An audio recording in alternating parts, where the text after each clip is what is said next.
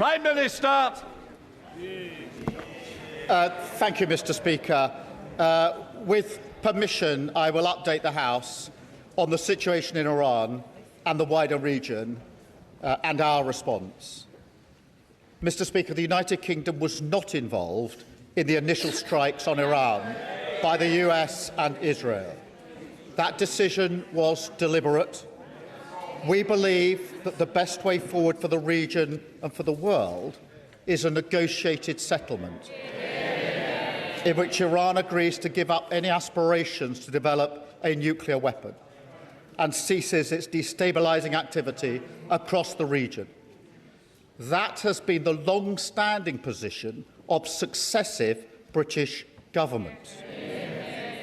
President Trump has expressed his disagreement with our decision not to get involved in the initial strikes. But it is my duty to judge what is in Britain's national interest. That is what I've done, and I stand by it. But, Mr. Speaker, it is clear that Iran's outrageous response has become a threat to our people, our interests and our allies, and it cannot be ignored. Iran has lashed out across the region. They've launched hundreds of missiles and thousands of drones at countries which did not attack them, including the UAE, Saudi Arabia, Kuwait, Qatar, Iraq, Bahrain and Oman. And overnight, Hezbollah, Iran's proxy in Lebanon, launched attacks on Israel, seeking to escalate the war. Mr. Speaker, there are an estimated 300,000 British citizens in the regions, residents, families on holiday, and those in transit. Iran has hit airports and hotels where British citizens are staying. It is deeply concerning for the whole House and the whole country. And, Mr. Speaker, our armed forces are also being put at risk by Iran's actions. On Saturday, Iran hit a military base in Bahrain with missiles and drones. There were 300 British personnel on the base, some within a few hundred yards of the strike. Last night, a drone hit RAF Akrotiri in Cyprus. There were no casualties in this strike. Mr. Speaker, it is important for me to say that our bases in Cyprus are not being used by US bombers. The security of our friends and partners in Cyprus is of critical importance.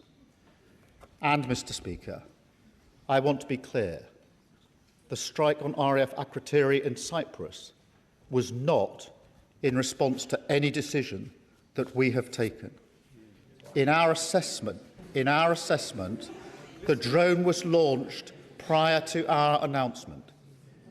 Iran's aggression towards Britain and our interests is long-standing, and that's why we've always ensured that protections for British bases and personnel are at their highest level. Mr. Speaker, it is very clear that the death of the Supreme Leader will not stop Iran from launching these strikes. In fact, their approach is becoming even more reckless and more dangerous to civilians. They are working ruthlessly and deliberately through a plan to strike not only military targets, but also economic targets in the region, with no regard for civilian casualties. That is the situation we face today, and to which we must respond. Mr. Speaker, I've been speaking to our Gulf partners over the weekend. They're outraged by Iran's acts, particularly as they played no part in any strikes, and they've asked us to do more to defend them. Moreover, it is my duty, the highest duty of my office, to protect British lives. That is why we put British jets in the air, Typhoons and F-35s, as part of coordinated defensive operations, which have already successfully intercepted Iranian strikes. including, Mr. Speaker, taking out one drone that was heading towards a coalition base in Iraq, housing UK service personnel. I want to pay tribute to our brilliant servicemen and women, putting themselves in harm's way to keep others safe. And I know the whole House will join me in expressing our gratitude and our respect. But, Mr. Speaker, it is simply not possible to shoot down every Iranian missile and every drone after they've been launched. The only way to stop the threat is to destroy the missiles at source, in their storage depots or at the launchers. The US requested permission to use British bases for that specific and limited defensive purpose because they had the capabilities to do so. Yesterday evening, we took the decision to accept that new request in order to prevent Iran firing missiles across the region, killing innocent civilians, putting British lives at risk, and hitting countries that have not been involved. To be clear, the use of British bases is limited to the agreed defensive purposes. We are not joining the US and Israeli offensive strikes. The basis for our decision is the collective self-defence of long-standing friends and allies and protecting British lives. It is in accordance with international law, and we've produced a summary of our legal advice, which clearly sets this out. We will keep the decision under review. Mr. Speaker, we are not joining the strikes, but we will continue our defensive actions in the region. France and Germany are also prepared to enable US action to destroy Iran's capability to fire missiles and drones from source. I've been in close contact with President Macron and Chancellor Merz in recent days, as well as President Trump and leaders across the region to that end. Mr. Speaker, be in no doubt, the regime in Iran is utterly abhorrent.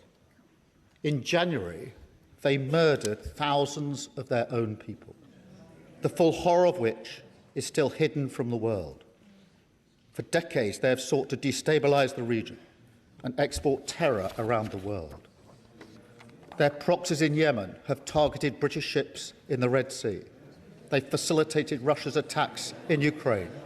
The regime's tentacles have even reached these shores, posing a direct threat to Iranian dissidents and to the Jewish community. Over the last year alone, Iran has backed more than 20 potentially lethal attacks on UK soil, each of which, Mr. Speaker, we have foiled. So it's clear the Iranian regime must never be allowed to get their hands on nuclear weapons. That remains the primary aim of the United Kingdom and our allies, including the US, and ultimately this will have to be achieved at the negotiating table. Mr. Speaker, in this dangerous moment, our first thoughts are with our citizens in the region, friends, family members and constituents. I recognise the deep concern that the situation is causing for those involved and for communities across the country. We're asking all British citizens in the region to register their presence so we can provide the best possible support, and to monitor the Home Office travel advice, which is being regularly updated. Across much of the region, airspace remains closed, and local authorities are advising individuals to shelter in place. The situation on the ground may remain challenging for some time, so we're sending rapid deployment teams to the region to support our British nationals on the ground. And we're in close contact with the travel industry and governments in the region, including with our friends in the UAE, given the concentration of British nationals in that country. And we're looking at all options to support our people. We want to ensure that they can return home as swiftly and safely as possible. The FCDO phone lines are open to provide consular support, and ministers are available to meet MPs to discuss any individual cases. Mr Speaker, we're also reaching out to communities across the United Kingdom, including Muslim and Jewish community organisations, and we're making sure that sites across the country, including places of worship, have appropriate protective security in place. Mr Speaker, the situation in the region is developing rapidly, so we will continue to update the House in coming days. Mr Speaker, I've spoken recently about the toll that global events are taking here at home. They come crashing into our lives with ever greater frequency, hitting our economy, driving up prices on the supermarket shelves or at the pump, dividing communities, bringing anxiety and fear. That's why how we operate on the world stage matters so much. Mr Speaker, we all remember the mistakes of Iraq, and we have learned those lessons. Any UK actions must always have a lawful basis and a viable, thought-through plan. I say again, we were not involved in the initial strikes on Iran, and we will not join offensive action now. But in the face of Iran's barrage of missiles and drones, we will protect our people in the region and support the collective self-defence of our allies, because that is our duty to the British people. It is the best way to eliminate the urgent threat, to prevent the situation spiralling further, and support a return to diplomacy. It is the best way to protect British interests and British lives. That is what this government is doing, and I commend this statement to the House.